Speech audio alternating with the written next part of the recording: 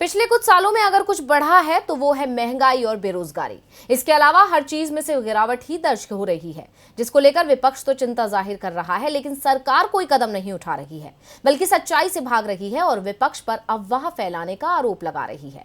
इन सब के बीच आज एक रिपोर्ट आई जिसने एक बार फिर मोदी सरकार की पोल खोल दी है। देखिए खास रिपोर्ट। विपक्ष मोदी सरकार पर तमाम आरोप लगाता है और मोदी सरकार उन आरोपों से पल्ला झाड़ती है। ये सिलसिला बदस्तूर जारी है, लेकिन इसका कोई फायदा होता नजर नहीं आ रहा, क्योंकि विपक्ष तो सरकार की आलोचना करके और आम जनता के मुद्दे उठाकर अपना काम कर रहा है, लेकिन सरकार उन मुद्दों पर ध्यान नहीं दे रही, जिससे आम जनता को नुकसान हो रहा है। और इसका खुलासा हुआ है एक रिपोर्ट में।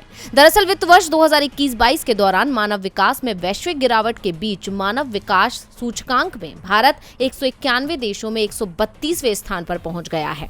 वैश्विक रुझानों की तरह भारत के मामलों में भी मानव विकास सूचकांक में 2019 में 0.645 से 2021 में 0.633 तक की गिरावट दर्ज की गई। इसमें जीवन प्रत्याशा को 69.7 से घटाकर 67.2 वर्ष तक हो जाने का जिम्मेदार ठहराया जा सकता है।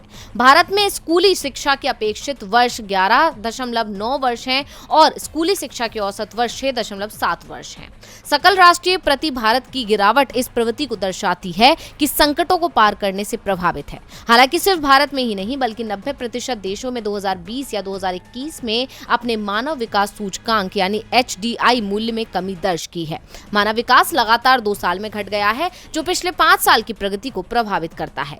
ये वैश्विक गिरावट के अनुरूप है, जो ये दर्शाता है कि दुनिया भर में मानव विकास 32 वर्षों में पहली जोरदार गिरावट दर्ज की गई। यानी मोदी राज में देश सिर्फ निचले स्तर पर ही जाता नजर आ रहा है। अभी तक GDP को लेकर चिंता बनी हुई थी और अब इस नई रिपोर्ट ने भी सरकार की पोल खोल दी। DV लाइव की रिपोर्ट।